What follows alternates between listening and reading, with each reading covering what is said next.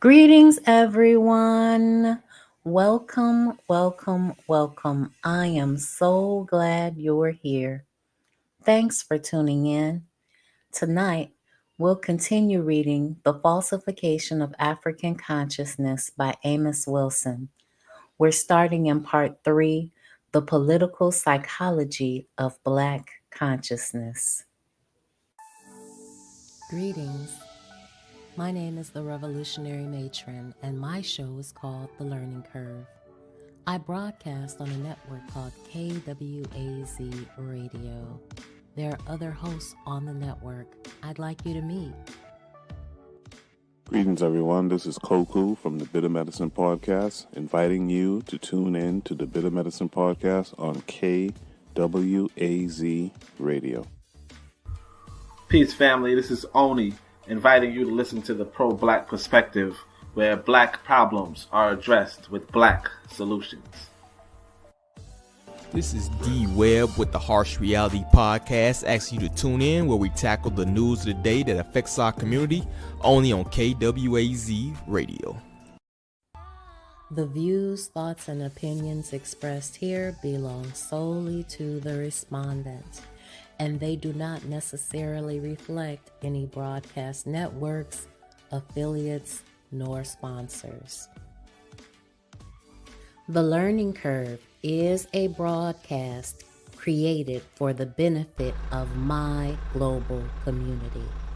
Black is a consciousness. Content is being used for our commentary, research, criticism, education, scholarship, teaching, preaching, and news reporting. No copyright infringement is intended. I will make enunciation mistakes. I will give you my opinion about the information. And if you ever ask, I will send you my source.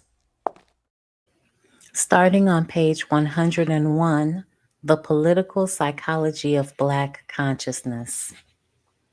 Sociopathology precedes psychopathology. Collective pathology precedes individual pathology. That is, diseased social interactions between groups generate diseased social interactions within groups. And furthermore, diseased social interactions within groups generate diseased psychological interactions within individuals who are their constituents. The discontents of individuals reflect the discontents of groups, and these, the discontents of the societies and cultures they constitute. The great chain of discontents inextricably binds together individual, group, society, and culture. The character and conduct of groups and individuals, however labeled and categorized, whether judged to be good or evil, superior or inferior, are the products of historic intergroup, intragroup, and interpersonal relations, and can only be meaningfully understood in terms of these relations. The character and behavior of African American individuals, whether labeled normal or abnormal, can only be fully and accurately comprehended along with the process and purpose of labeling itself in terms of the historic power situations and relations between dominant European Americans and subordinate African American groups.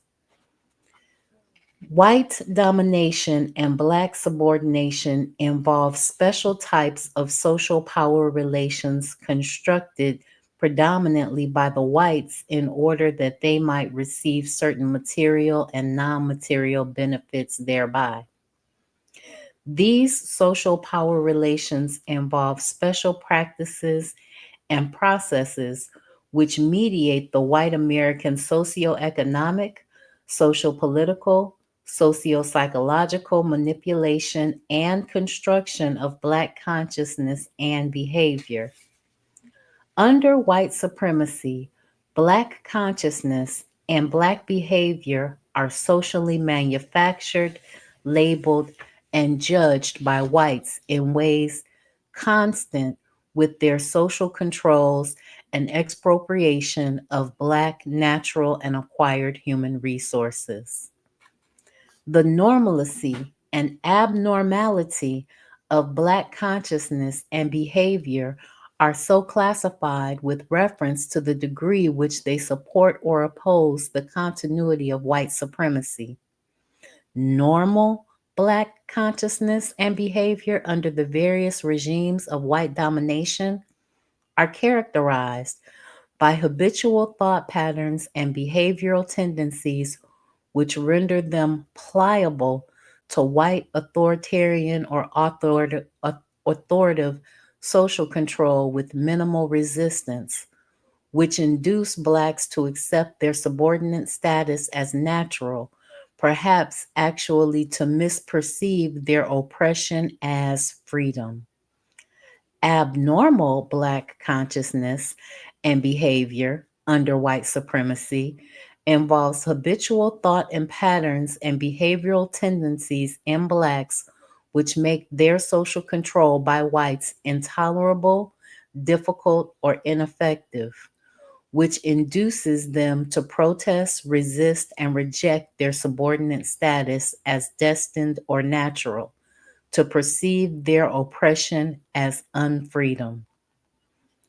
From the vantage point of the continuity of white supremacy, the basis for labeling of Black consciousness and behavior by whites as normal or abnormal depends not on the discovery by whites' discrete states of consciousness and their correlated behavioral tendencies in Blacks, but on the discovery of the degree to which Black consciousness or behavioral tendencies are perceived as serving or disserving their hegemonic interests. Disturbances of thoughts, emotions, and motivational and value priorities and psychological processes in Blacks are the unavoidable outcomes of their oppression by whites. To be oppressed by definition, to have one's thought processes disturbed, emotions impaired, motives and values inverted, and one's bodily functions imbalanced. There can be no normality of consciousness and conduct for Blacks as long as they remain dominated by whites. Merely socially acceptable or unacceptable adjustments to the ever-changing demand characteristics of white supremacy, the normality of Blacks under white domination is by that circumstance above all a pathological normalcy.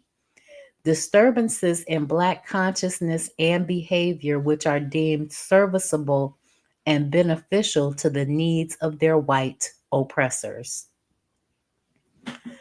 The alleged normality or abnormality of Black consciousness under white supremacy requires that Blacks involuntarily and obsessively deceive themselves.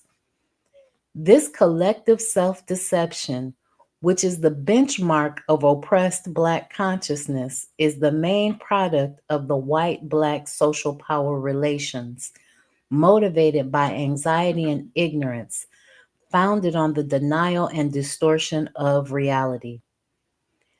Both the normality and abnormality of Black consciousness and behavior as reproduced by the power relations of white supremacy also requires that they operate against their own best interests in the interests of their white oppressors, that they be self-denying, self-defeating, and oftentimes self-destructing while convincing themselves that the opposite is true. Normality is as much a political economic concept as a psychological social concept. As a political economic construct, it is the result, in large part, of the interplay of intergroup, intragroup, and primary group socioeconomic power relations and practices which have been exercised on the bodies of persons. Normality is born of fairly systemic methods of rewarding and punishing behavior, ritual practices, and indoctrination, training, correction, supervision, and constraint. As societies change, so do their fields of power relations, methods for socialization, and concepts of normalcy. To paraphrase Foucault, the normality which inhibits a person and brings him into existence is itself a factor in the mastery that those in power or exercise over that person's consciousness and behavior. Normality as a functional state of being, as a circumscribed set of states of consciousness and their correlated behavioral tendencies, is the effect and instrument of dynamic political economic relations. The norm is, in essence, a principle of coercion, a constraint on behavior, a rule to be followed. It involves the establishment of a set of values or standards, a range of behaviors to be respected, which must be achieved through conformity reinforced by social sanctions, rewards, and punishment. Normalization, the process of using the values of the norm to compare, differentiate, hierarchize, hegemonize, to determine the level and value of abilities and the nature of persons and groups, to exclude, to mark the frontier of the abnormal and thereby ration power, privilege, and favor, is one of the great instruments of power wielded by those who rule and dominate over others. Hence, under white supremacy, the normality of blacks is to a significant extent both the effect and the instrument of white power. For the subordination, for the subordinated African, normality is the prison of his mind and body. Labeling as social control. As noted earlier, both normal and abnormal states of consciousness and their correlated behavioral tendencies in oppressed Africans provide the means and justification for their social control by dominant Europeans who claim an exclusive license for defining and labeling such states. So they claim everything. These consciousness behavioral states, once ordered and reordered by oppression, are rationalized and reversed by the mental health establishment in ways that their effects are made to appear to be causes. Under oppression, the process of labeling behavior is as much a part of the problem as it claims to be a part of the solution. For the labeling process obscures the purposes for and means by which those states labeled are generated, maintained, and changed to fit the needs of those in power. The labeling process is then no longer a demarcative, but also generative. In other words, the process itself helps to generate states of consciousness as well as denote them. The authority to label consciousness and behavior reflects social power inequalities between the labels, the labelers, and the labeled. Therefore, the authority to label is a central factor in the process of social power and then functions to maintain or increase power inequalities. Labeling behavior as normal or abnormal may contribute to maintaining or enhancing prevailing power inadequacies, in that by directing attention to their purported intrapsychic, subcultural, or genetic sources, the casual relevance of other social, political, economic phenomena in general, and maintaining such behavior are downplayed, dismissed, and obscured. Labeling and defining behavior is a part of a power rationing process in which certain segments of society are granted exclusive legitimacy and power to explain, diagnose, and treat certain states of consciousness and forms of behavior not granted to others. The process of granting such exclusive rights may be referred to as the granting of authority to the recipient person or group based on custom, competence, other legal precedents, or codes. The authority is granted a socially acknowledged right to command the compliance of others under specified circumstances. Authority is not merely ascribed or granted to a particular person or social group in a society for pragmatic reasons alone. The social and political ascription or granting of authority is usually rationalized or legitimized in terms of an underlying ideology. Once the ideology, which rationalizes and legitimizes a particular authority structure, gains general social acceptance and the political approbation of the ruling regime, it not only tends to delegitimize alternative or opposing ideologies, but it also tends to empower and legitimate the ruling regime along with those who control its operational apparatus. So it becomes an echo chamber. This may occur in spite of the rather obvious failure of the ideology and the authority structure to legitimates to adequately explain, resolve, or significantly ameliorate the problems they were ostensibly established to explain or resolve. Things such as criminal justice or mental health establishment, along with their legitimizing ideologies. When a ruling regime, such as the white supremacist establishment, persists in maintaining an ideological authority structure and power in spite of its apparent dysfunctionality, in other words, as measured by its inability to resolve its assigned problems, it may infer from this possibility that the ideological authority structure, real but obscured function, may be primarily to help rationalize, legitimate, and maintain the ruling regime's social order and power relations.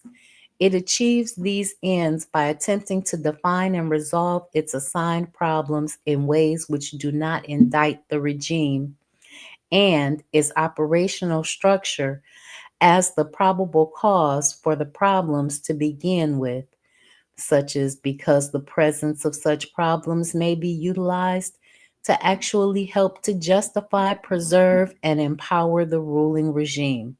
So they create an echo chamber in an attempt to get validity for the things that they're doing. Domination and the mislabeling of behavior. Domination as a social fact and situation necessarily disorders and reorders the thoughts, feelings, emotions, motivations, values, psychological states, and consequently, the consciousness and behavior of the dominated. This disordering The reordering of consciousness and behavior necessarily involve their politically functioning labeling and classification by their investigators. Classifying and labeling the consciousness and behavior of the oppressed by their oppressors provide the means by which the abnormality and pathology generated by oppressors are normalized in the oppressed. In other words, their behaviors are made to appear to follow the natural order of the universe. The normalization of pathology is exquisitely functional for oppressive regimes. It is for this productive reason that oppressive white supremacists always attempt to rationalize its oppression of blacks by normalizing their reactionary, pathological, Eurocentric consciousness and behavior, and simultaneously abnormalizing both the reactionary and proactionary, non pathological and pathological Afrocentric consciousness and behavior with regard to their political economic functionality for maintaining white dominance. In its attempts to normalize oppression, the oppressive white supremacist regime seeks to deceptively yet convincingly demonstrate that the model consciousness and behavior of subordinated Africans represents the spontaneous, natural, and normal product of original African character and culture. So they try to make it look like it's normal, like this is just how we are, like we naturally devolve into this chaotic state when we were the ones that were building kingdoms when they were still walking around crapping themselves in royal courts. Thus, under white supremacy, the concept of the normal, abnormal, and the pathological in human consciousness and behavior is relevated, in other words, defined in terms of the degree to which they are or are not supported by white domination. Greetings, Forecast. Thanks for tuning in. I'm so glad you're here. The medicalization of African social problems. We're on page 107. The prime and relevant example of the construction of an ideological authority structure by a ruling regime, such as white supremacy, in order to maintain its social status quo, is the rapidly expanding medicalization of the deviant behavior. Things such as criminality, academic problems of African Americans, and so forth. That is, problems which may be accurately defined as derivative of ethnic, social, political, economic, personal conflicts, and dislocations are defined as derivative of biological malfunctions and imbalances. As comprehensively defined by Conrad in 1980, the medicalization of deviant or antisocial behavior refers to, quoting from his text, the defining and labeling of deviant behavior as a medical problem, as an illness, and mandating the medical profession to provide some type of treatment for it. Concomitant with this is the growing utilization of medicine as an agent of social control, typically as the medical intervention. Medical intervention as social control seeks to limit, modify, regulate, isolate, or eliminate socially defined deviant behavior with medical means and in the name of health. Think about them wanting to lobotomize people for resisting, or wanting to lobotomize white people for protesting with black people, or them trying to medicate you into a form of compliance in the modern era. They're trying to use the medical profession to treat your abnormality to your objection to the system. Your abnormality is your objection to being treated like crap. The medicalization of socially and politically deviant behavior as ideology depoliticizes such behavior by denying its political origins and casualties, and by refusing to consider its remediation and prevention through the implementation of appropriate political, economic, and social reconstructions. So rather than, yes, drapetomania. So rather than fix the system, they would rather break you. Through medicalization, deviant behavior is biologized, ethnicized, and geneticized. That is, viewed as indicative of isolated individual aberrations of body and brain balances, or of inherited racial proclivities, genetic shortcomings, or deficiencies. The medicalization of many types of criminal, antisocial, deficient, and maladaptive behavior by Africans in America permits the ruling white supremacist regime to deny that its social, political, racist, and economic policies and practices are very significantly responsible for much of the occurrences of such behaviors. Instead, the blame is passed on to the victims themselves by labeling them as mentally ill, organically deficient, and in need of surveillance, detention, isolation, rehabilitation, behavioral modification, and or medication, not out of political economic redress.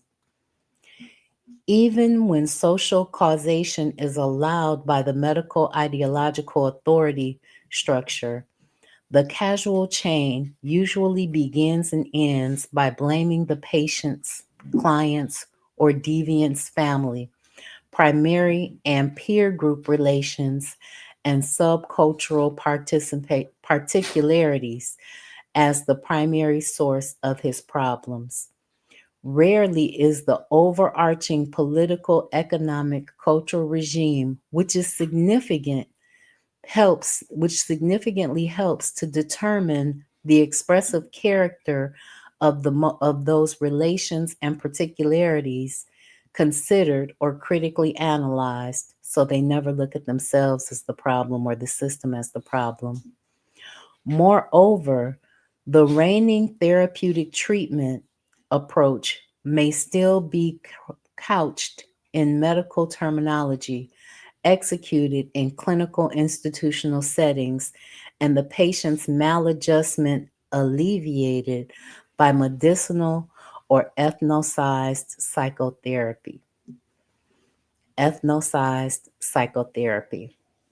Ethnicized psychotherapy may include non medicalized or non psychiatric approaches to the correction of behavior misconduct by using various therapeutic labeling, treatment, and behavior modification procedures to return the deviant to normalcy. In other words, to the norms of one group, those with established power and a vested interest in resisting social change. Norms declared to be the norms of society as a whole. In this instance, what is considered normal is also considered necessarily good and moral. In contrast to the abnormal or deviant, is considered bad and immoral. In this guise, ethnicized psychotherapy may be rightly perceived as an ally of medicalized psychotherapy in that they both provide practical benefits to the ruling establishment by advancing its established moral and political positions against those of the oppressed, disguised as humane, enlightened, disinterested, and apolitical therapeutics. Thus, what at first sight may appear to be utilization of an objective scientific approach in dealing with deviancy, in reality involves the stigmatization, moral condemnation, and politicization of the behavior and consciousness of people or persons struggling against social injustice and inequality. Ronald Leafler defined the ethnicization of psychotherapy as the molding and the polarization of behavior so that it conforms to prevailing cultural patterns. In other words, you're shoving a square peg in a round hole. It is indoctrination or training for culturally specific traits, attitudes, and actions. The aim of ethnicized psychotherapy is to return the deviant to quote unquote normal. In other words, to instill in the deviant a set of particular traits, attitudes, values, behavioral orientations, and goals, which, when pursued or realized, support and maintain the political, economic, social status quo along with its ruling elite. Ethnicized psychotherapy, like its medicalized counterpart, also strips the deviant act of its social and political meaning by presenting as mechanistically or in some other way determined, thereby denying that the act could possibly be justified from the standpoint of an alternative view of social morality, written by Heather, writing in 1976. Ethnicized psychotherapy, too, views any form of behavior and state of consciousness which do not conform to the norms or political economic interests of the ruling established or group, a ruling establishment or group, as by definition a reflection of individual maladjustment, emotional immaturity, mental pathology, or some other negatively valued concept. Thus, problems which may be reflective of social and political problems are dismissed as the ailments of isolated individuals, as evidence of individual maladjustments of the epiphenomena of a distorted personality, all abstracted from the field of social and economic forces which generate their existence and form. So if you don't fit into the program, it's something wrong with you, not the system. Ethnicized psychotherapy, like medicalized psychotherapy, either exhibits a lack of interest in comprehending the behavior and consciousness of persons or and groups from the point of view of their real political, social, and cultural history, or exhibits an exclusive, narrow interest in comprehending their behavior and consciousness in terms of something inside them, some inner dynamic formed in early childhood, in terms of purported family or subcultural dynamics, inherited traits, or conditioned responses, all originating in some purely personalized or isolated group history. Consequently, the complex system of social and economic forces constructed and manipulated by the ruling group, which constrains and restricts the consciousness of the subordinate groups by setting limits in the forms of laws, biased discrimination, degrading expectations, sheer economic and political repressions is ignored, and the pathogenic social order it regulates is thereby maintained. The ethnicized therapist is empowered and employed by the ruling group to create or modify various mental behavioral orientations into his or her client, which are compatible with its power needs and political economic culture. Through the therapeutic encounter, the client is conditioned to politically respond to prefabricated social directives and sign stimuli which organize and directs his or her perceptions, feelings, thoughts, and actions along certain political lines, and to accord with certain political economic ends. So they guide you to the answer. Often, the therapeutic, rehabilitative, or in a broader sense, educative encounter attempts to induce in the client the belief that it is in his or her best interest to think and behave in ways compatible with the needs of the dominant group, which the therapeutic or educative therapist represents.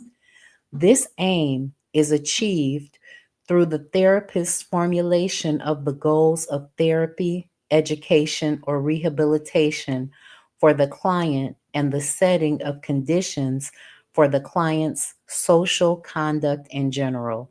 So, your therapist is the one that tells you what is and isn't expected. Your therapist in this setting sets your goals. Your therapist guides your particular outcomes, not you, because you are maladaptive. You are abnormal. You don't fit into the space that society has allowed you. You want to break the system. You don't want to assimilate and integrate into the system. Educative therapy. Leifer, writing in 1969, makes an important distinction between ethnicized psychotherapy and educative psychotherapy. He points out that both therapeutic approaches turn on the fulcrum of social power. He contends that ethnicization involves the use of social power and influence, thought, and conduct in socially approved direction. Education involves the analysis of social power, among other subjects, to understand its influence on the lives of the individuals and social groups.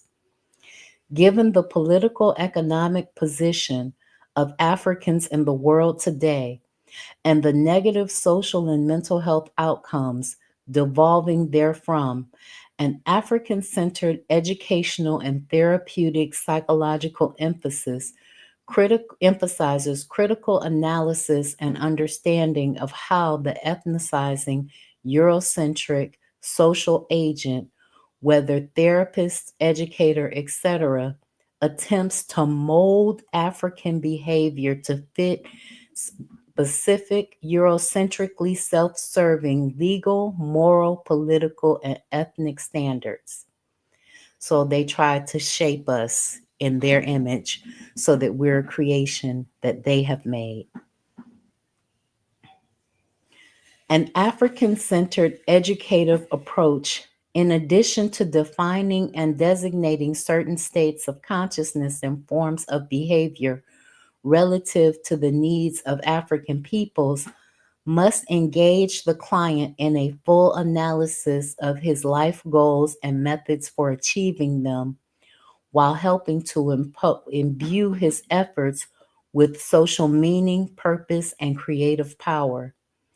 It seeks to imbue in its participants an African centered consciousness and behavioral orientation, which will maximize the positive expression of his fundamental humanity and his ability to maximally contribute to the growth and development of the African community of which he is a member. The participant in African centered therapeutic and educational encounters discovers how he has been unconsciously conditioned by a Eurocentric system to respond habitually and unthinkingly to its social cues, to Eurocentric authorities and social contexts, excuse me, which induce him to perceive, think, feel, and behave in certain ways. How he has been cued to avoid perceiving, thinking, feeling, and behaving in certain ways. How his Eurocentric consciousness, the source of his domination, is but a state of the unconsciousness representing itself as consciousness. Eurocentric consciousness for the mortal is the mortal enemy of African centered consciousness, which it displaces and represses, imposes on the African host the dream states of sleepwalkers and somnambulistic wanderers of the dark night. So, as you can see, trying to take on a Eurocentric consciousness totally co opts your African self consciousness. A major educative, therapeutic, and politically liberating milestone is reached in African-centered therapy and education when the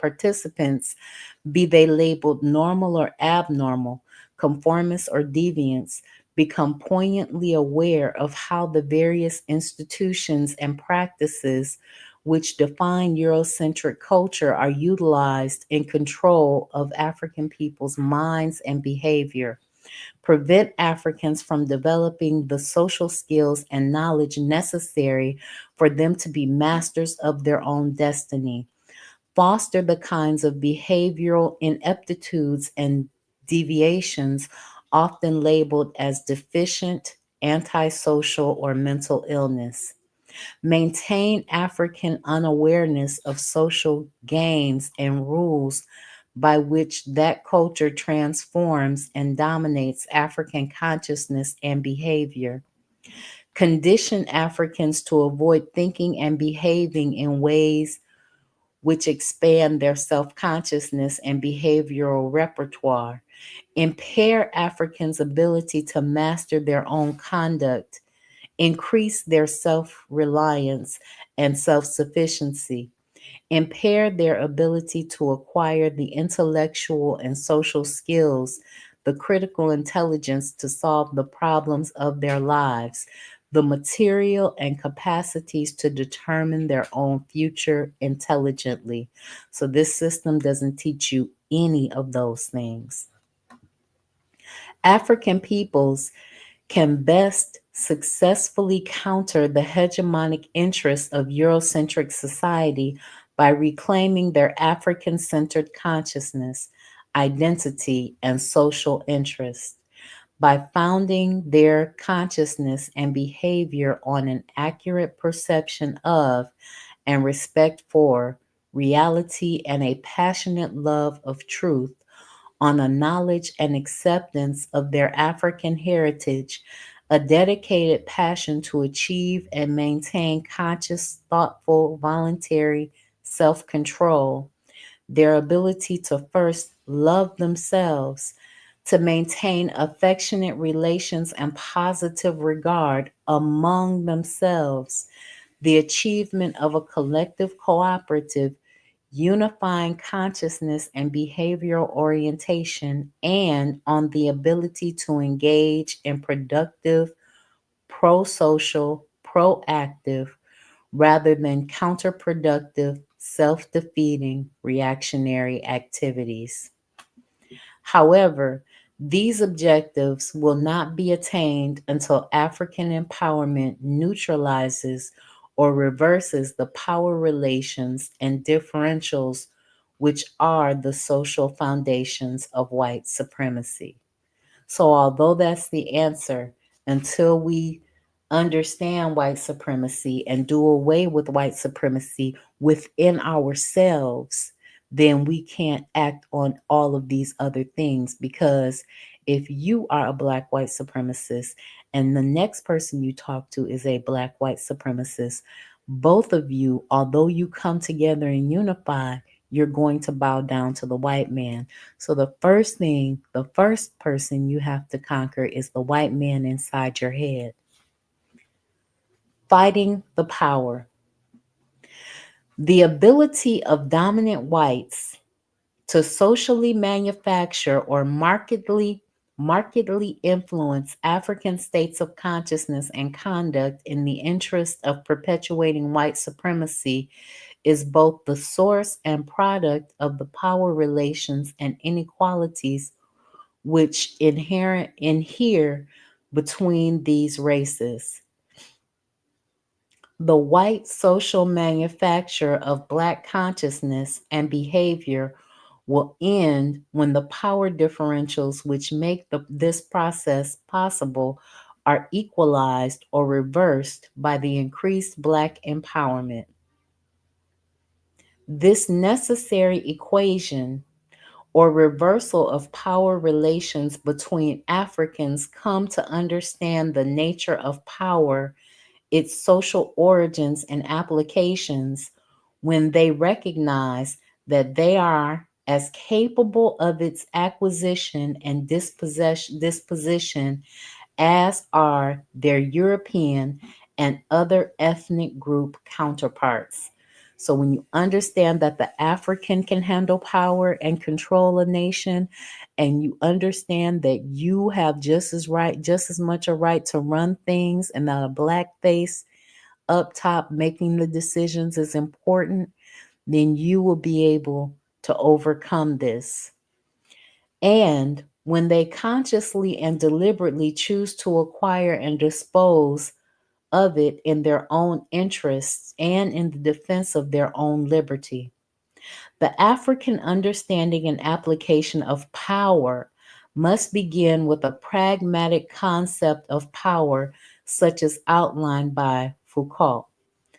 Power is conceived not as a property, but as a strategy, that its effect of domination are attributed not only to appropriation, but to dispositions, maneuvers, tactics, techniques, functionings that one should decipher in a network of relations, constantly in tension and activity, rather than a privilege that one might possess, that one should take as its model a perpetual battle rather than a contract regulating a transaction or the conquest of a territory.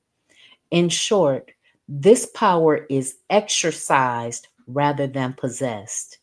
It is not the privilege acquired or preserved of the dominant class, but the overall effect of its strategic position, an effect that is manifested and sometimes extended by the position of those who are dominated. The strategies and tactics by which dominant whites attempt to order, reorder, and disorder African consciousness and behavior must be neutralized by African centered strategic and tactical counterattacks. The metaphysical preparation to undertake such counter motives first must include the thorough decolonizing of African consciousness and the strategic organization of the African community, making it capable of creating a collective intelligence and adaptational talent, which in turn will enable it to overthrow white supremacy and achieve its liberation from oppression. The very brief outline which follows suggests some broad means by which these goals can be reached. Reintegration of African history.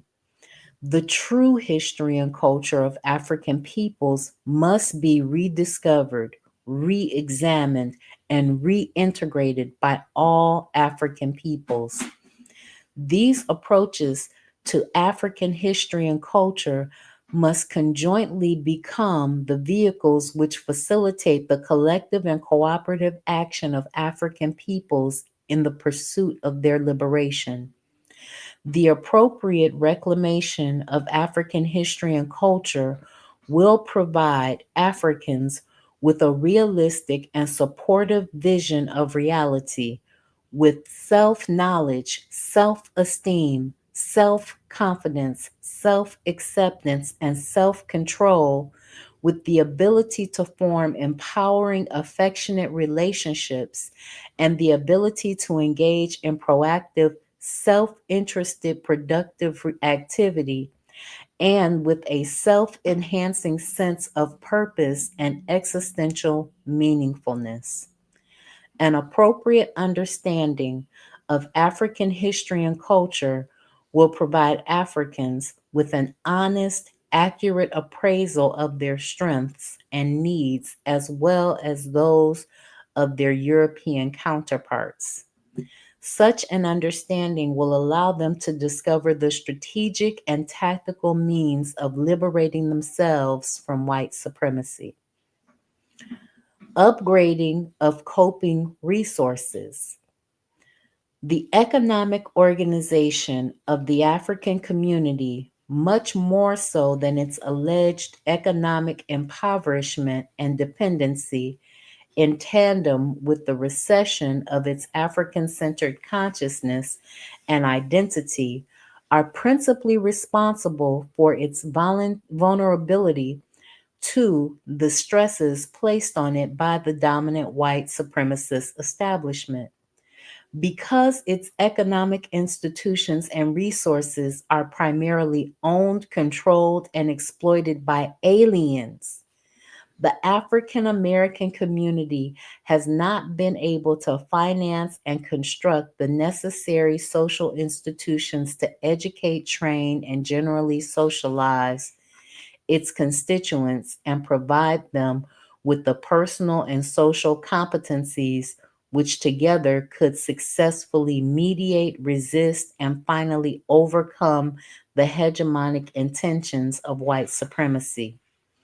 In the spirit of Black nationalism, the African community must occupy and control its internal markets and resources and utilize the resulting proceeds to remediate and finance its entry into national and international markets. This must be accomplished simultaneously with the rapid and effective African centered education and socialization of all of its constituents, young and old. The combination of relative economic independence, power, and prestige, African centered cultural organization and identity, high levels of personal and social competence will provide quality coping resources which will not only optimize African mental and social health, but will also facilitate African liberation. So control your resources. Begin to decide that there are things that alien groups manufacture and control that you don't need. The larger problem with this idea is that a lot of us are basically at subsistence living.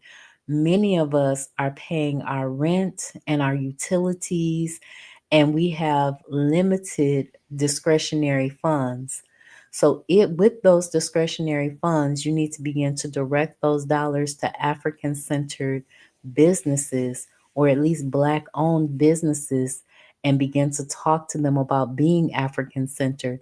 Maybe if they have a business and a building, they'll let you run a class, or you can bring some people in to talk to them about African history, or you can talk to them about When We Ruled, which is a book by Robin Walker, or you can talk to them about the greatness of being Black equals African people. But you have to begin to decolonize your mind and decouple your dollar from their economies.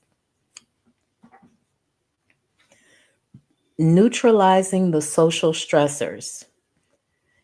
Institutional racism generates stressors, such as inadequate family incomes, healthcare, education, job training, housing, employment, economic development, and restricted, stereotypically biased information and entertainment services, which strain the Black community's coping mechanisms.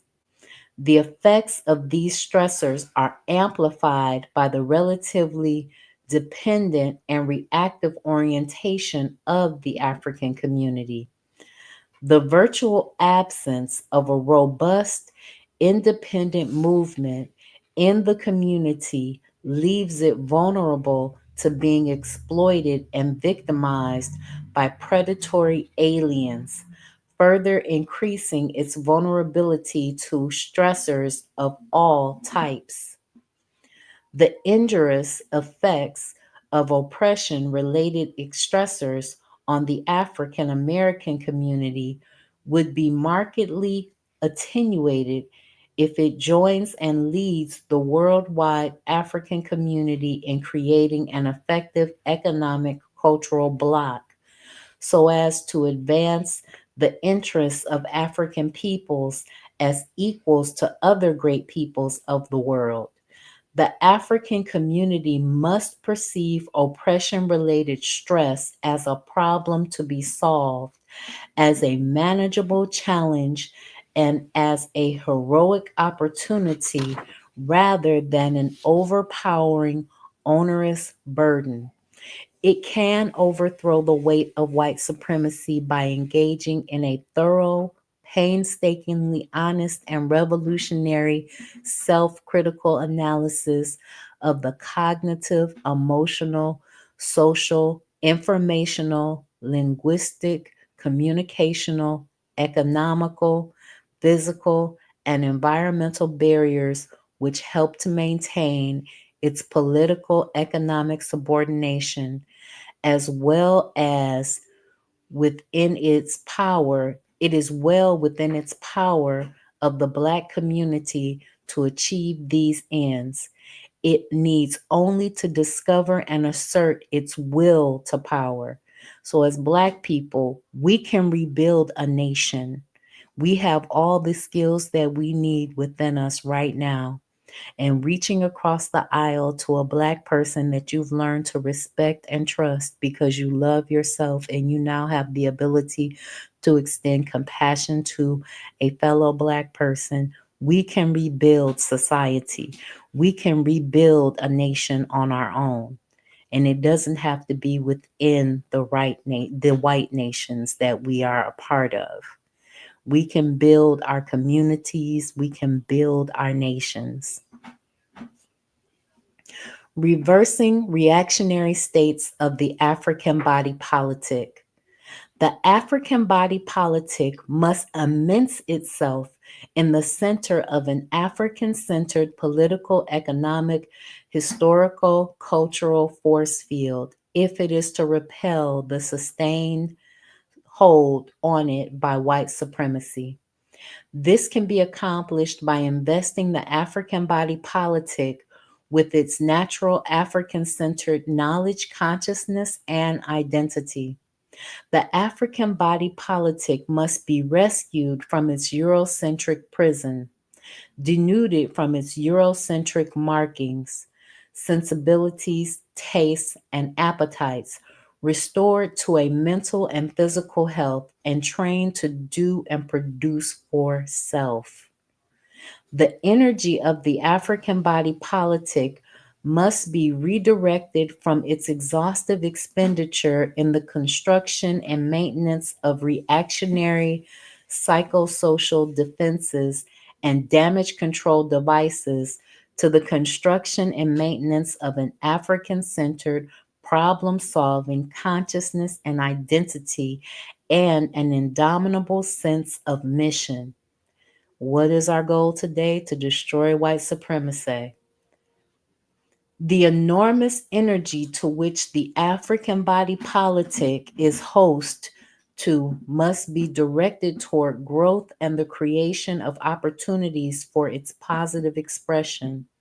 toward the development of problem solving and self actualizing mental behavioral competencies for successfully mediating and overcoming the stresses of white supremacy. White supremacy is stressful. It's probably stressful even for white people to try to think all the time because they're always thinking. We need to always be thinking. Controlling of effective coping strategies and tactics. Africans must choose coping strategies and tactics which reverse tendencies to be motivated by Eurocentrically induced lacks, deprivations, needs, anxieties, and appetites. Greetings, odds, evens. Thanks for tuning in. I appreciate the compliment.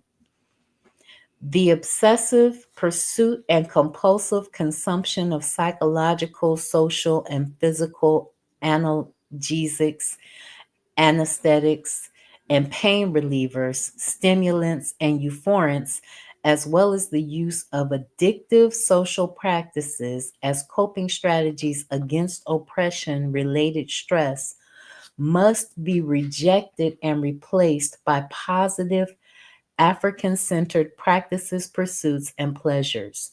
So we need to stop letting them give us the opioids and dopamines, whether it's entertainment or fights or the political fodder or the lasciviousness of the R&B and rappers, whatever it is that they're offering us to distract us, we need to stop it because we have our own positive pursuits.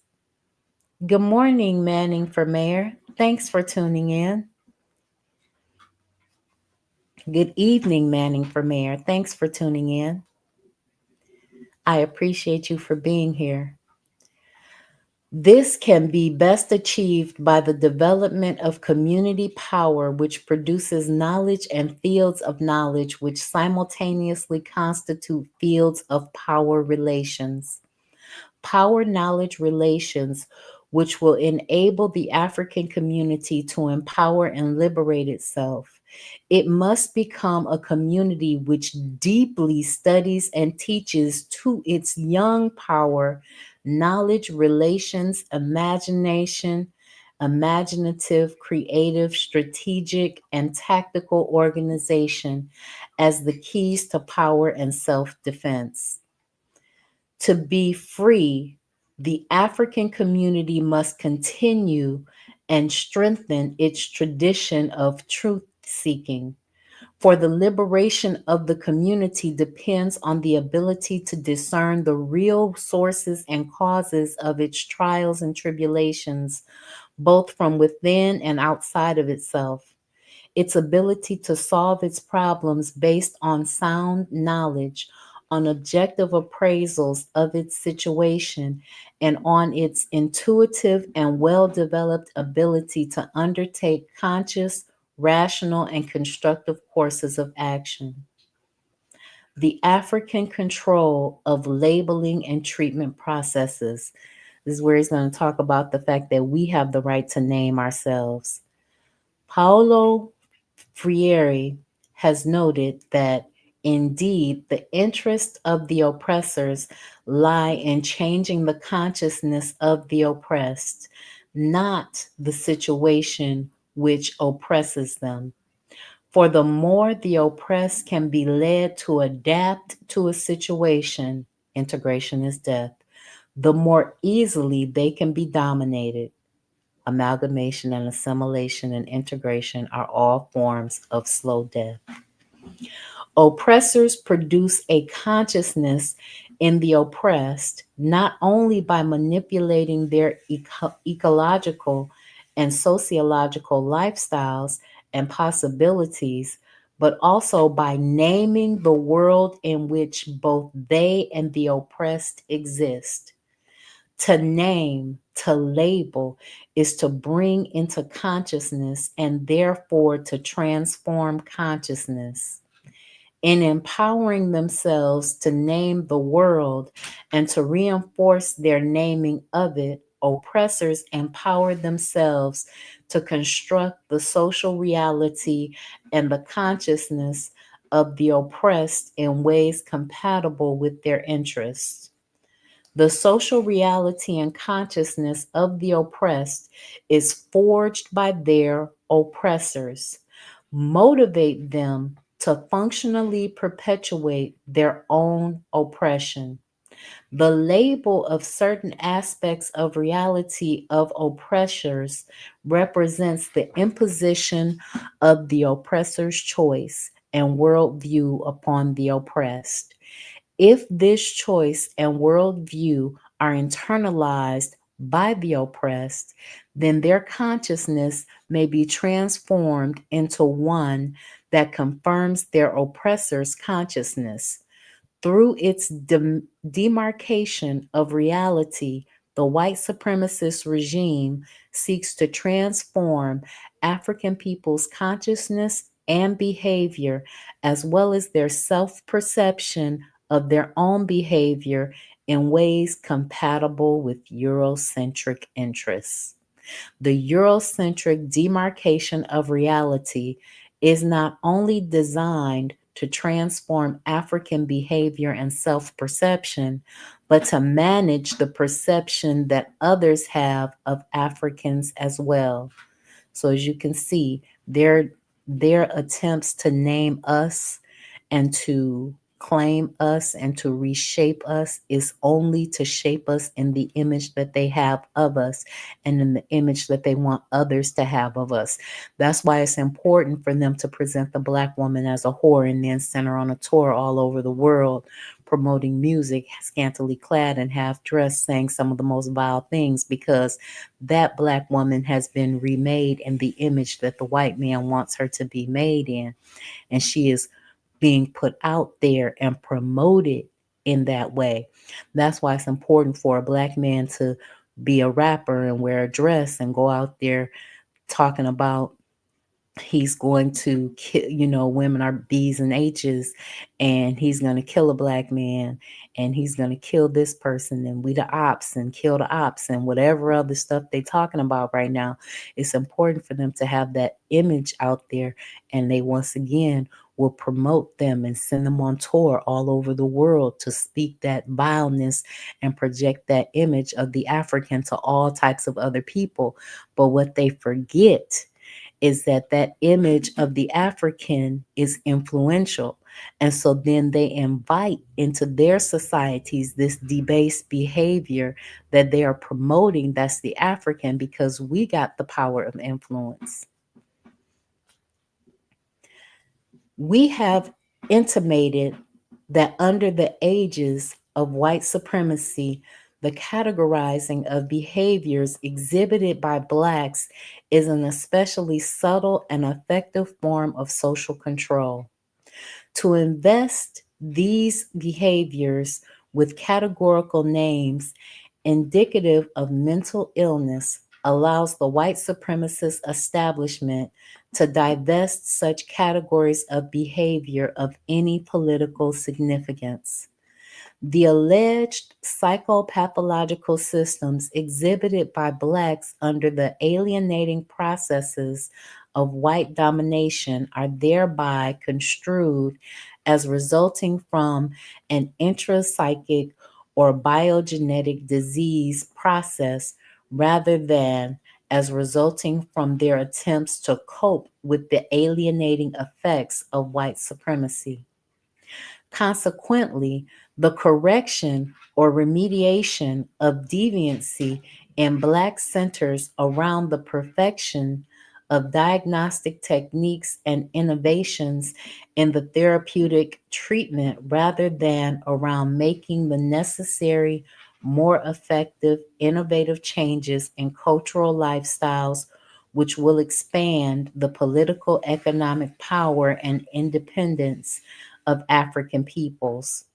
We know that current Eurocentric diagnostic labeling and treatment processes together provide a thinly veiled ideological smokescreen for rationalizing and obscuring the processes of domination, provide in the name of health, psychological, social, and medical interventions as social control mechanisms for the maintaining of white defined Black behavioral conventionality, and provide rationales for the restriction, regulation, isolation, elimination, or modification of Black deviant behavior in terms of its effects on the efficiency of the white dominated national and global economy.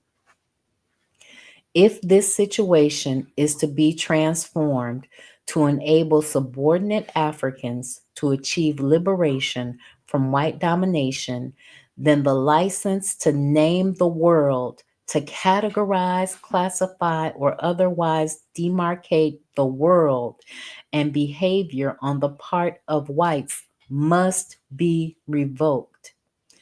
Africans must assert their right and power of self definition, of categorizing and classifying the world and the nature of their being in it, of prescribing treatments for their behavior and establishing the conditions of their lives in ways which make their minds and bodies humanitarian instruments of African power and liberation, as well as instruments for the empowerment and liberation from oppression for all humankind.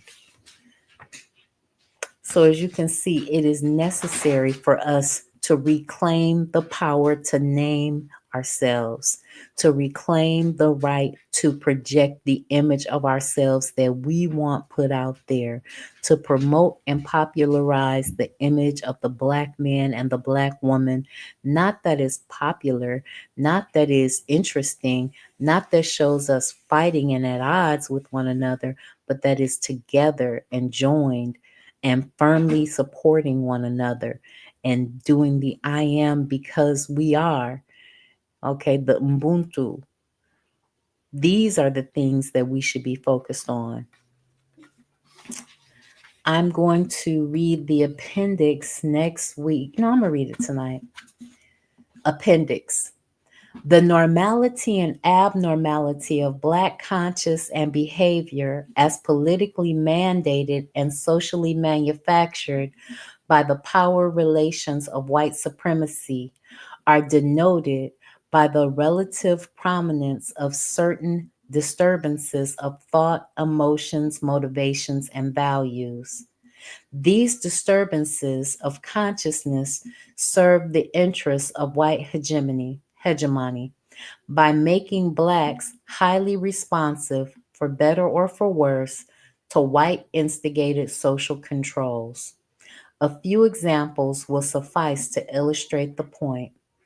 The following figure provides some of the common symptoms of pathological normalcy in Blacks. In other words, those disturbances of thoughts, emotions, motivations, and values which in Blacks are instigated and maintained by the white supremacist establishment in order to sustain its normal social order and relations.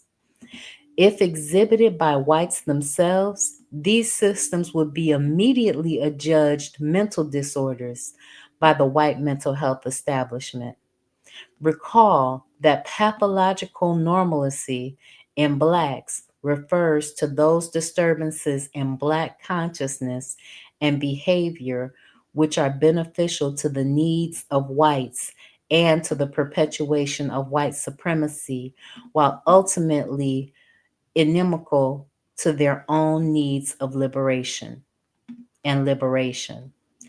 These disturbances within the context of white supremacy are either unobserved or adjudged by the white mental health establishment as normal or at least non pathological because they are compatible with the interests of white supremacy.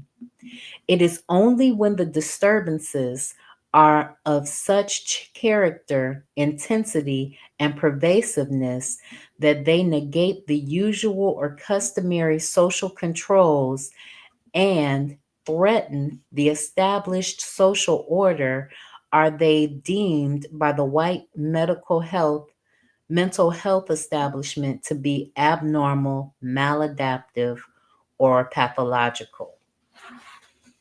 Symptoms reflecting thought disturbances, amnesia, total or partial loss of memory.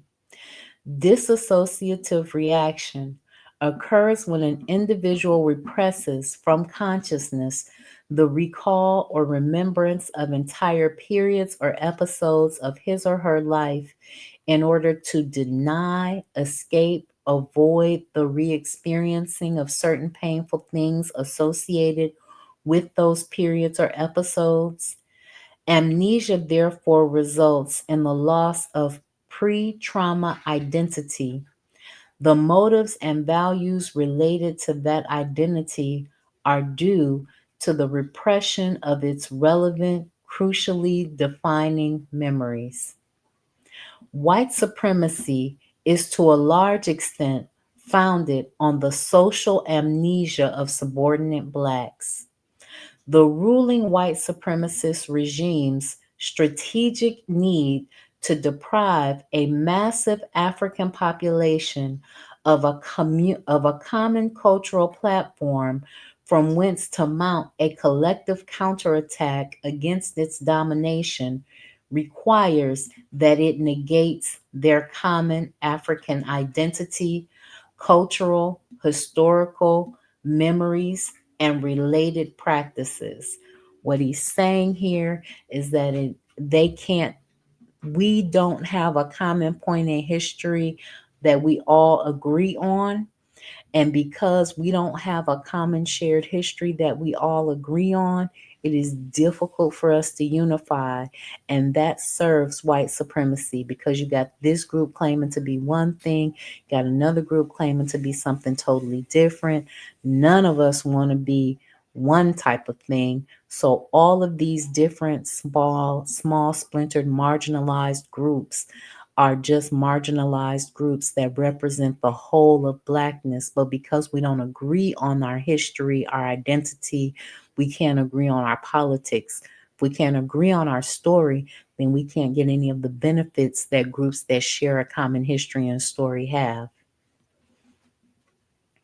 This extradition of African cultural historical memories was and is undertaken so as to make possible the social manufacture or fashioning of an erstwhile African identity, which can be reactively shaped and molded to fit ongoing needs and interests of white supremacy.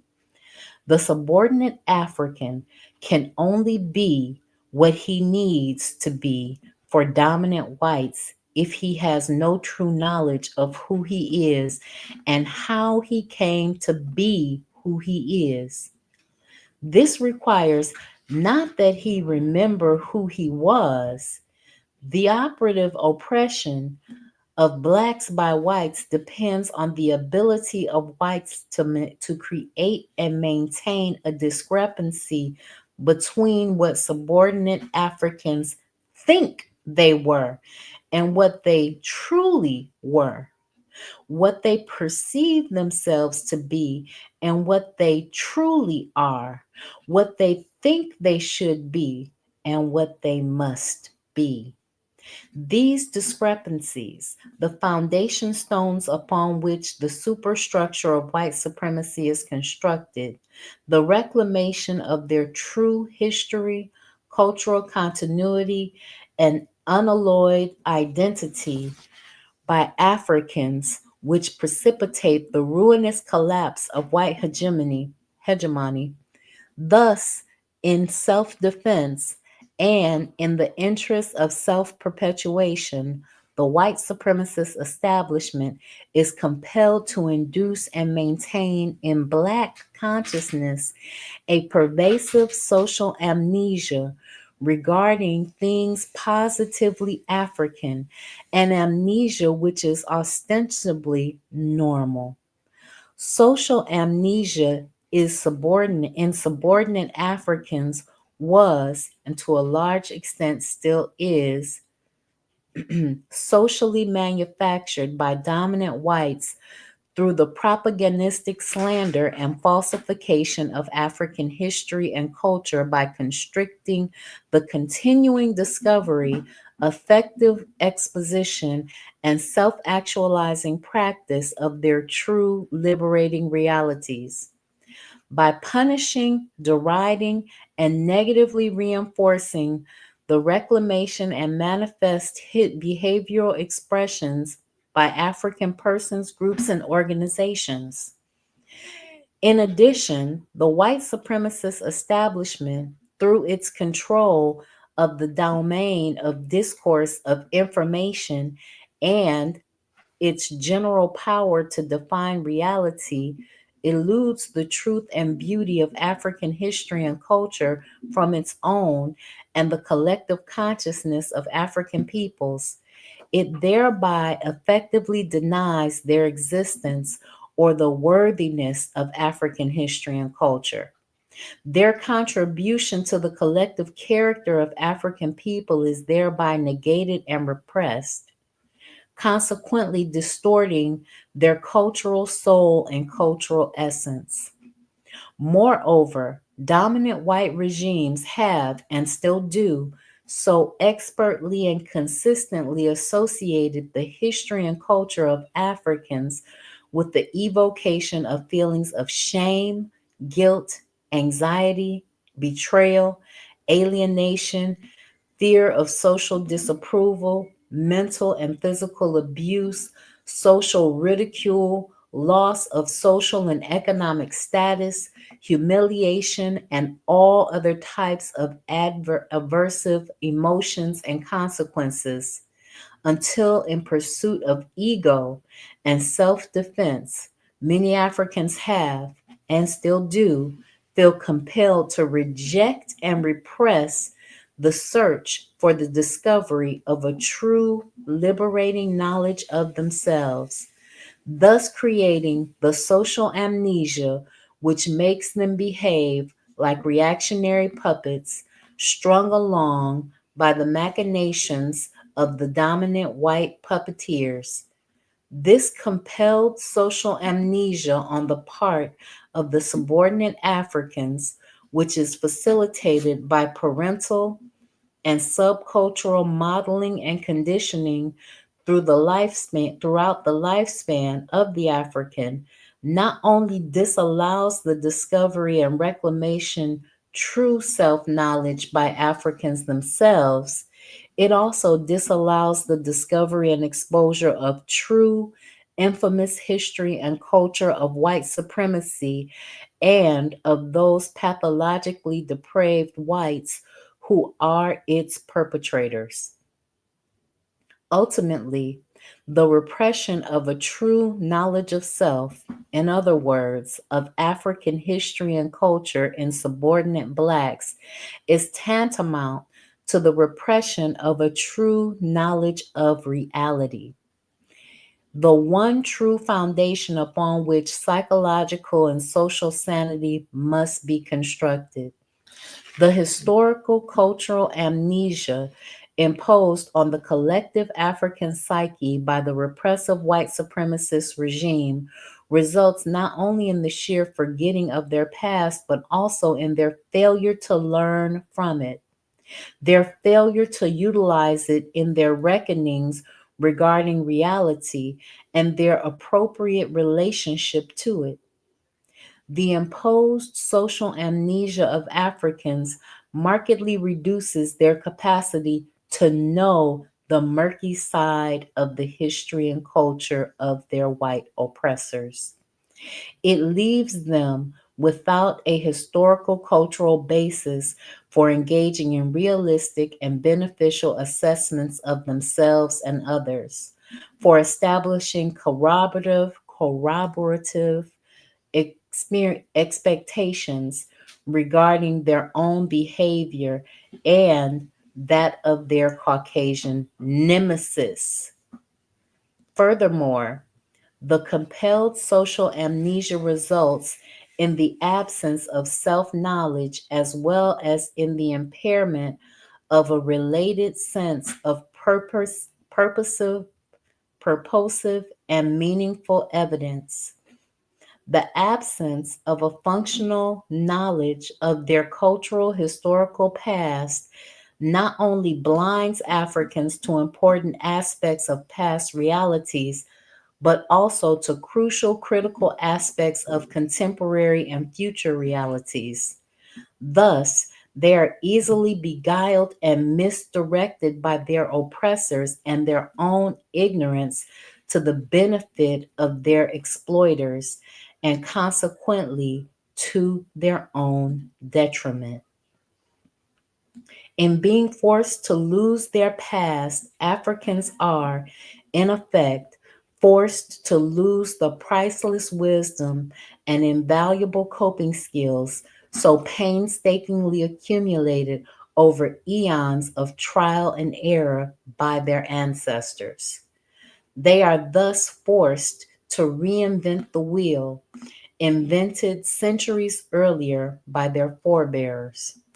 Social amnesia destroys the sense of continuity, the foundation of personal and collective identity.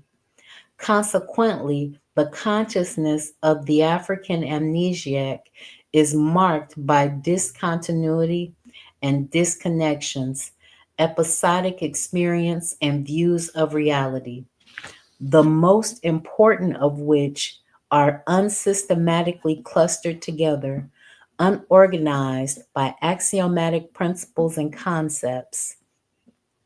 African social amnesia impairs long term conceptual, sequential, relational, cause and effect, abstracted thinking. Since this style of thinking is developed through the practiced, systematic, detailed consideration of reality of the near and distant past and its relationship to present and future reality. Consequently, perhaps too much of subordinated Africans' thinking is relatively limited to the present, the immediate, the short term, and marked by insufficient insight as well as foresight. It is a distracted, absent minded, forgetful consciousness, and these characteristics enhance its readiness to identify with a falsified image of history, culture, and self conceited, concocted by the characterizations of its white creators who exploit its fabricated identities and confusions for their own material benefits and self aggrandizement. The liability and malleability of the subordinated African amnesiac permits his consciousness and behavior to be rather easily and quickly molded and shaped and impelled to obsessively pursue the latest commercial fads, fashions, and social behavioral styles in further pursuit of an ever receding, ever changing, illusory identity to the economic, social, and benefit of his white exploiters. So, what they're saying is that what's trending is what we follow in attempts to create an identity. We often find ourselves running after this idea of Africanness or that idea of Africanness, and we don't get to the reality of what it is to be African. And without that reality, without that grounding in what it is to be African, we'll never have roots and we'll always set ourselves up to be exploited by white people who know our history because they wrote it down in their books and they told their children our stories. Finally, The reinforced social amnesia of the subordinated African permits him to absent mindedly and obsessively seek to assimilate, to eat with, sleep with, and live among, to be just like, to identify with the captors, the torturers, the enslavers, the lynchers, and the race baiting sadistic exploiters of his ancestors and of himself as his highest achievement in life, as the estiological finality of his being. In his sweet forgetfulness, he is no longer motivated to seek revenge, reparation, restitution, or reconstruction for past and present wrongs perpetuated by his white oppressors. He is not motivated to construct a new African centered humane utopia on the shattered remains of white supremacy's evil empire, but to become an equal partner in it, to become one with it, thus sanctioning the annihilation of the personhood of both his ancestors and himself. The pursuit of this impossible dream by the African amnesiac supplies and motivate the motive force which advances and enriches white supremacy, and therefore perpetuates his own subordination and impoverishment. Thus, the subordinated African does not indict the supremacist regime for its misdeeds and require it to atone for its sins. Its constituents are left blameless and guiltless, having committed the perfect crime against Black humanity. These are but some of the benefits to white supremacy afforded by African amnesia. Then another disease is African delusion, the false belief held by an individual which are stubbornly retained and defended despite their logical inconsistencies and objective reality and valid evidence to the contrary. Not only do such beliefs persist in the face of contradictory evidence, they persist in the face of continuous negative consequences resulting from them being held. And he goes on.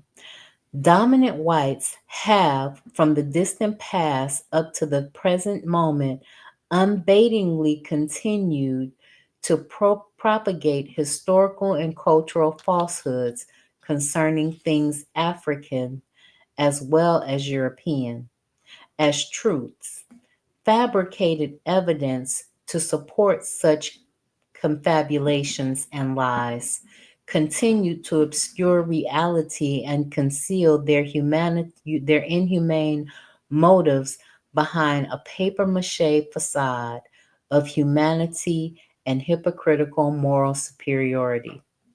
The creation, presentation, and sinister manipulation of powerful cultural images and ideas, information and ideology, symbols and values, rewards and punishments, social communications and interactions have allowed whites, by dint of their overwhelming social power, to inculcate their subordinate African subjects with detrimental delusions whose attitudinal behavioral expression advance the interests of white supremacy. Dominant whites utilize such inculcated delusionary images, ideas, values, and ideologies, or whatever, to justify their supremacy as well as to convince themselves and their African subjects that they only have themselves, or perhaps fate, to blame for their inferiorization.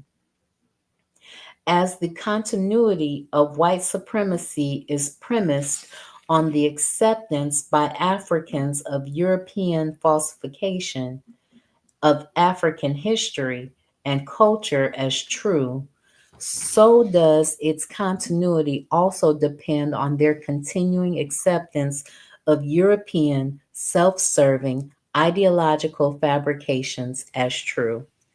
In fact, in order for Africans to remain in their position of subordination, they must be compelled more efficiently if achieved subliminally. But we must be compelled to mistake certain Eurocentric lies for truths and certain Eurocentric truths for lies. For it is this for it is this fundamental mistake which invents and reverses the subordinated African collective personality. The virtually unchallenged social power wielded by the white supremacist establishment enables it to block out, censor, degrade, and deny the truth and severely limit the dissemination of all important positive information, ideas, ideologies, values, etc., relative to Africans, except those which are compatible with and supportive of white superiority. So you'll get shadow banned if you're on YouTube, or you'll get blocked if you're on Facebook, or they'll demonetize your content.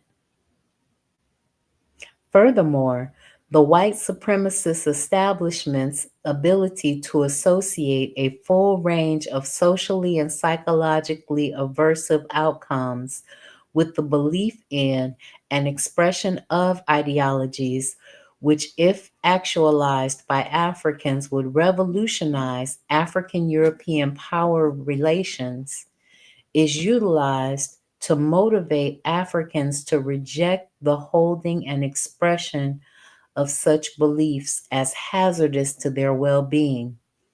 Conversely, their ability to make relief from suffering aversive outcomes, the receipt of future material and non material rewards, some modicum of security, social acceptance, and the like, contingent on the belief in the expression of established self serving Eurocentric ideologies, is utilized to motivate Africans to hold fast to such beliefs as ensuring their well being.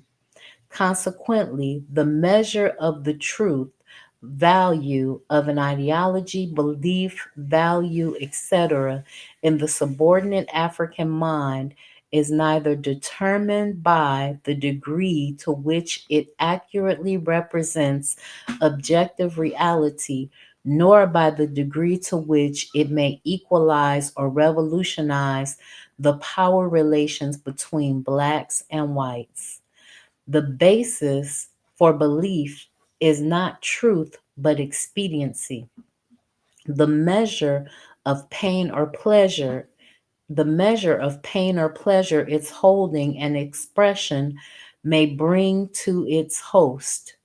The basis for the acceptance or rejectance of an idea becomes its emotional consequences rather than its truth value. Related to delusion is fantasy, the conscious and unconscious creating of images, wishes, hopes, scenarios, illusory thoughts, and goals, and their acting out either on the mind or in their ritualistic, fetishistic acting out in reality as substitutes for desires and hopes which cannot be gratified in actuality. Fantasy fills the vacuum of absent reality. It is a pretense, a passive or active charade, the pretentious living and acting of a daydream, a substitute for action, a hope tenaciously clung to in the face of hopelessness, an escape from the stress and frustration, Fantasy gratifies frustrated desires by imaginary or substitute achievements, by defending the ego against paralyzing despair. Thus, the easier accomplishments of make believe are substituted for the harder accomplishments of real life endeavors. At that point, fantasy becomes self defeating, maladaptive, and self destructive. Yet these fantasies become the characteristic fantasies of both the normal and abnormal oppressed. Frustration and action fantasies are the hallmarks of oppression.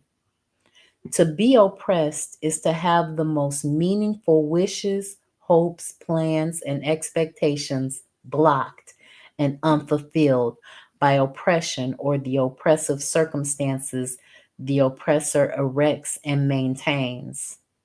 However, the reactionary fantasies and fanciful charades of the oppressed, their pursuit of vain hopes, addiction to substitute gratifications, energize and support the oppressive regime and help to maintain their own oppression.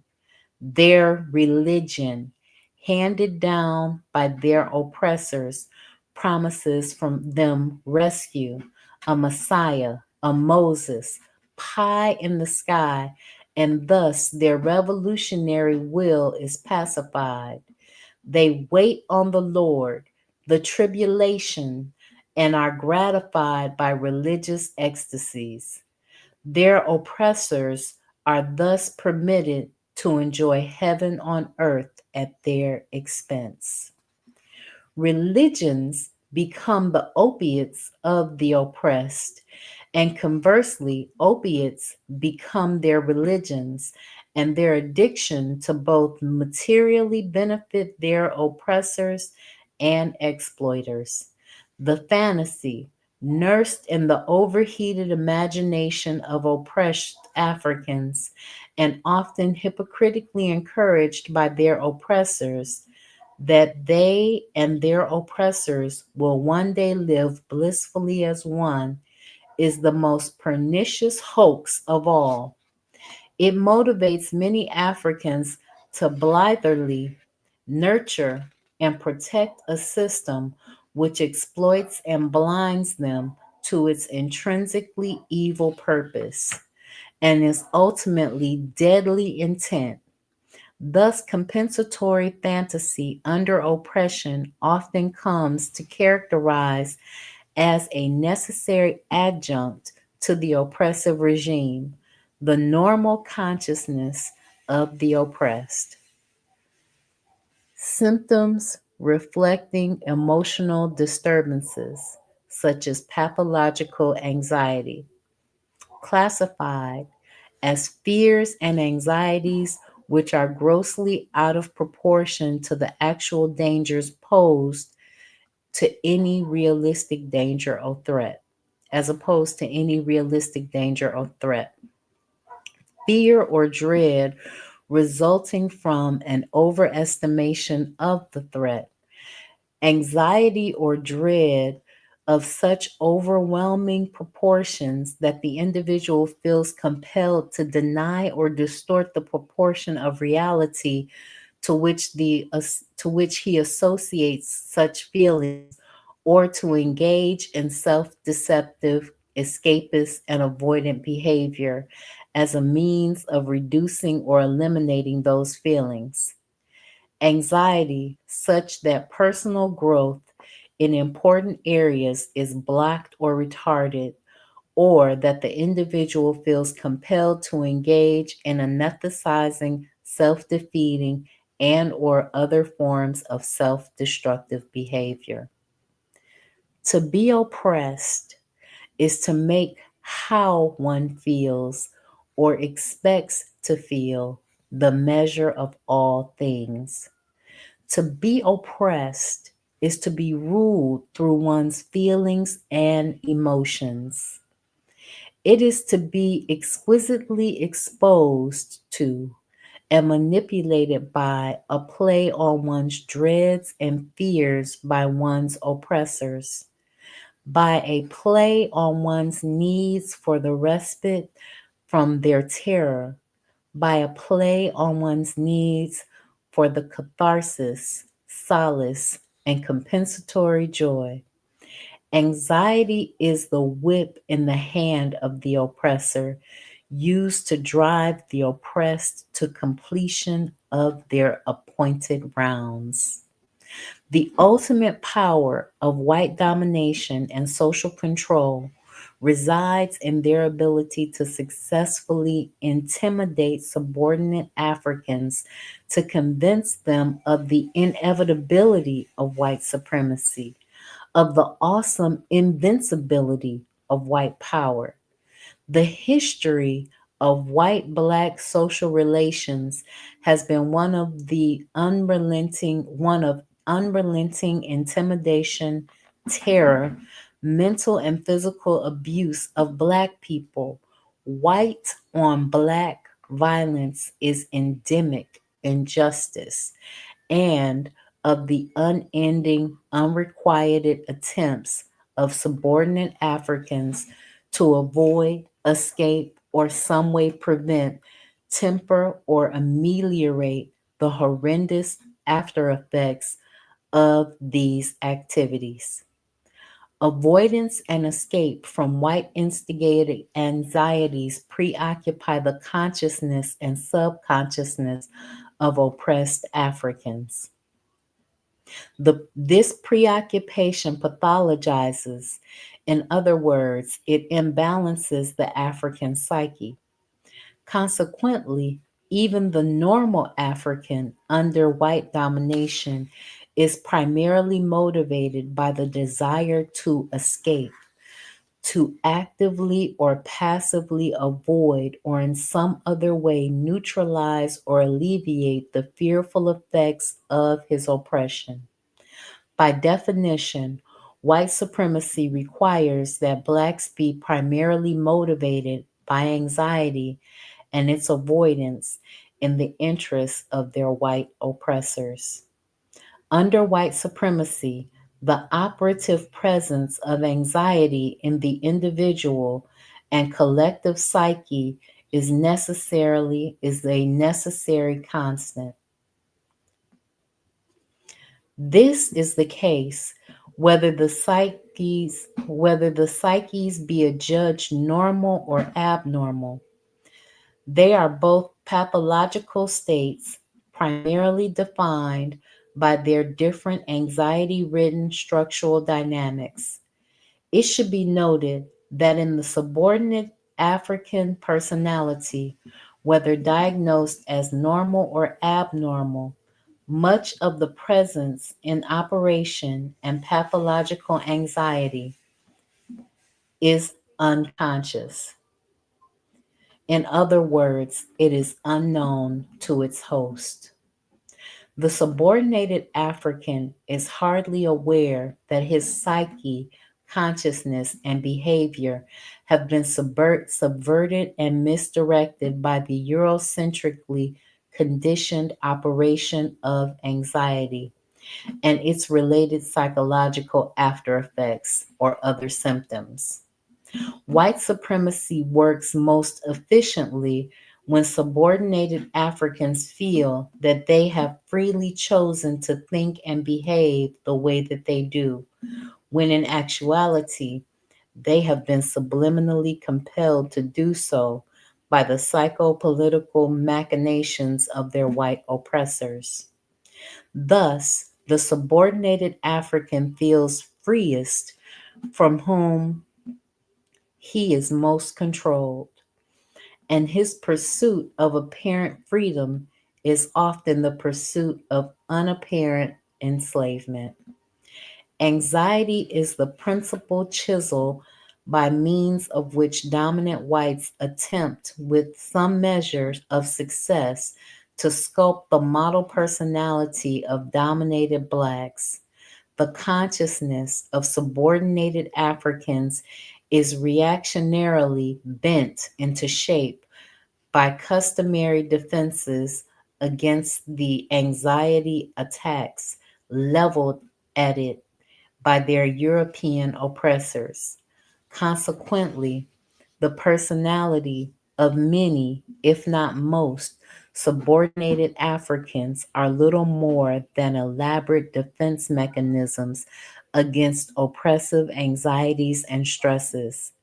These mostly unconscious defense systems against oppressive anxieties have been so organized and automatized that the normal subordinated African experiences relatively little overt or conscious anxiety. They then stereotypically operate in ways which inadvertently help to maintain the white supremacist regime, which oppresses them, the very source of their shaping anxieties to begin with. Anxiety negates possibility and stunts the growth and range of self of the oppressed. Thus, the oppressed personality is defined more in terms of non being than of being, in terms of what is not rather than what is, its lack rather than its amplitudes. Under white supremacy, the subordinated African self comes into being principally to preserve a sense of security, to protect against anxiety. Thus, constriction and impoverishment of personality make it possible to avoid subjective conflict and concomitant anxiety. But the person's freedom, originality, capacity for independent love, as well as his other possibilities for expansion and development as an autonomous personality, are renounced in the same process. By accepting impoverishment of personality, one can buy temporary freedom from anxiety, to be sure, but the price for this bargain is the loss of those unique and most precious characteristics of the human self. The positive aspects of selfhood develop as the individual or a people confronts, moves through, and overcomes anxiety creating experiences. The next disease we'll talk about is apathy, a desire or feeling, emotion, or interest, a pathology of sensitivity, energy, and initiative, an absence without a feeling of pathos, feeling, an indifference to, a want of feeling for, interest in, or responsivity to situations that normally would be expected to evoke the opposite reactions. Apathy is of special concern when it involves a lack of interest in learning or doing those things which, if learned or done, could resolve important problems confronting the apathetic individual. Apathy is a learned behavior, a form of conditioned laziness and helplessness. It is the attitudinal behavioral product of a special form of socio emotional conditioning, a form of learned fear and anxiety. In the context of the domination of blacks by whites, apathy is a necessary adjunctive product of white supremacy. That is to say, its operative presence in subordinated Africans is necessarily induced in them by their white oppressors because it helps to maintain their continuing subordination. As we noted in our discussion of pathological anxiety, the holding and expression of certain feelings, attitudes, intentions, desires, and the pursuit of certain goals by the oppressed are constantly disapproved of or are associated with adverse consequences by their oppressors when such orientations run contrary to their oppressors' perceived interests. Consequently, the well conditioned subordinate utilizing apathy as an ego defensive maneuver avoids through emotional flight or escape, emotional detachment, disinterest, or indifference. Those feelings, attitudes, interests, and pursuits, which, if fully actualized and expressed, would undermine the oppressive regime. Thus, apathy becomes a protective device utilized by the subordinate to defend his vulnerable ego, self esteem, and well being, as well as to defend the system which oppresses him. Apathy as generated by the regimes of white supremacy is rarely all pervasive or generalized in their pathologically normal African subjects.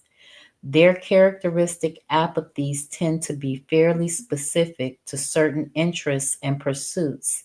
In fact, close observation will reveal that subordinated Africans are conditioned by their white oppressors to demonstrate a lack of feelings for and an interest in acquiring, learning, or doing those very things which, if acquired, learned, or done, would lead to the revolutionary overthrow of white supremacy. Thus, apathy in subordinate Africans essentially involves the political economic organization of their tastes, interests, energies, enthusiasms, and sensibilities in ways which help to perpetuate the reign of white supremacy. However, as is in the case of the pathological anxiety, this type of organization and its operative outcomes, as reflected in Black consciousness and behavior, are in the main subliminal and unconscious, and therefore are made to appear to have originated spontaneously from the primordial African character and or modal African culture. Thus, it appears only coincidental or that as a result of a natural lack of ability, talent, or interest, that apathetic Blacks do not invest the necessary time and energy in those activities which would enable them to successfully challenge white supremacy. To the contrary, it appears they invest inordinate amounts of time and energy pursuing those activities which ultimately enrich and empower their white oppressors. Apathy is subordinate in subordinated Africans provides white supremacy its strongest bulwark against defeat. The greatest struggle of oppressed Africans is not against their white oppressors, but against their own apathy.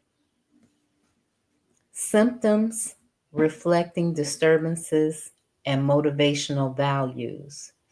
Alienation.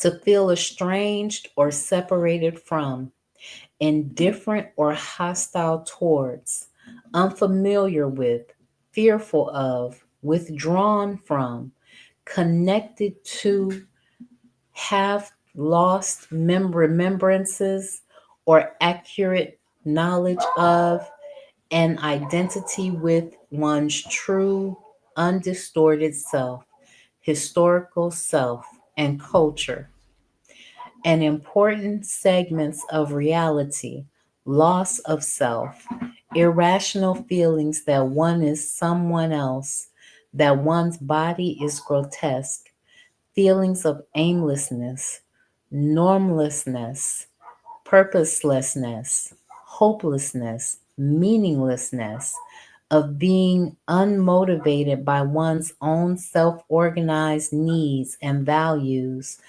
of being compelled or retarded by unknown, unknowable, but irresistible forces. To be opposed and oppressed is to be forced to exist not for one's self, but for the other, to support one's enemies and oppose oneself and one's fellows.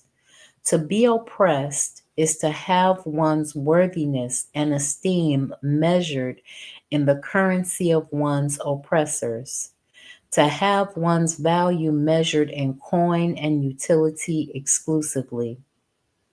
The oppressed are compelled to act not for their own reasons, not in order to realize their own God given potentials or their own self directed and defined, self determined values, but for the reasons imposed on them and to realize values defined for them by their oppressors. Oppression requires the disassociation of the oppressed from themselves, that they deny themselves in service to their oppressors, that they avoid identifying with their original personality and perceive identification with it as detrimental to their survival. The rejection of their authentic selves on the part of the oppressed is a necessary preparatory step to the replacement by artificial manipulative selves socially manufactured by their oppressors. Alienation of all the oppressed requires that they identify with these jack-built selves and strive compulsively to satisfy their artificial, self-defeating, often self-destructive motives, desires, and values. Their oppressor motivated strivings are functionally designed to enrich and empower their oppressors while simultaneously impoverishing and enfeebling themselves. The oppressed cannibalize themselves in order to feed the insatiable appetites of their oppressors. The exploitative domination of Africans by Europeans exists as something abstracted from a social matrix apart from the web of tasks, obligations, affections, and collective relationships which give people their identities, their social meaning, and their experience of humanity and of themselves. An African cannot truly be an African and at the same time a domesticated slave or subordinate of Europeans. Thus, his domesticated subordination is inversely related to his alienation. One cannot exist without the other. Hence, the power and the glory of white supremacy pyramidally, pyramidally rests on the foundations of Eurocentrically induced African alienation. If white supremacy is to appear normal or natural, then alienation must appear normal or natural. The apparent normality of one depends on the apparent normality of the other. The overcoming of the alienation through the discovery and reclamation of their true identity and consciousness by oppressed Africans portends of the clattering downfall of white supremacy. It is principally to guard against this eventuality that white supremacist establishment feels compelled to maintain African alienation as an everyday matter of course, as the central facet of African pathological normalcy.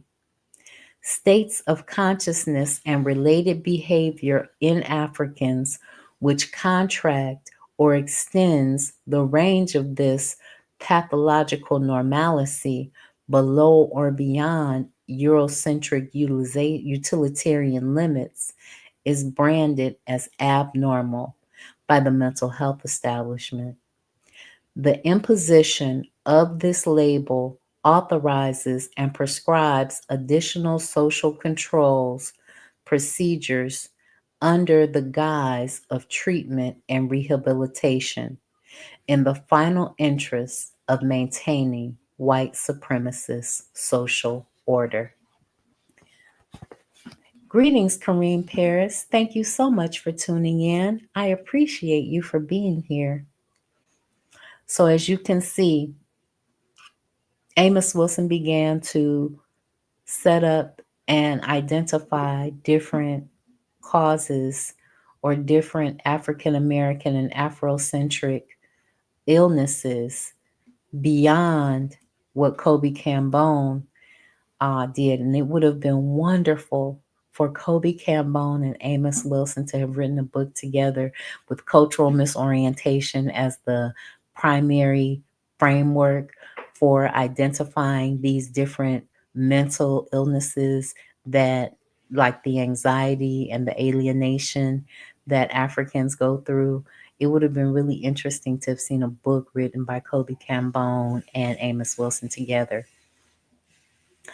All right, guys, that is the end of the falsification of African consciousness. As you can see, excuse me, we sick. And until we get well, Amos Wilson's perspective is that we won't be able to overcome and overthrow white supremacy. So first we have to get knowledge of self. Then we have to name ourselves. Then we have to get to the point where we are naming the things in the world around us. Then we can get to the point where we are reaching out to other Africans who also love themselves. Because how can you love me if you don't love yourself? And we can cure this white supremacist issue if we can restore an African world order if we just reclaimed our African minds. I will be back Monday reading The American Slave Coast. I'm going to put a poll up about the next interim book, Tuesday book that you guys want to read, whether it's Amos Wilson or something else. I thank each and every one of you for being here. Thank you for being here, Kareem Paris, Manning for Mayor, Odds Ends, Forecast. I know Anthony McPhail is listening. I know that Sister Raw and the elders are listening. I know that KW Don 7 is listening. I know that Koku from the Bitter Medicine podcast is listening. I know that MG2 is listening. I know that Bwana Haguziki is listening. I know that John Henry is listening, and so many others, and you, even you, listening right now. I appreciate and value each and every one of you. I value your input and your suggestions, and I try my best to be my best for each and every one of you. All right, guys, I will see you Monday. Peace.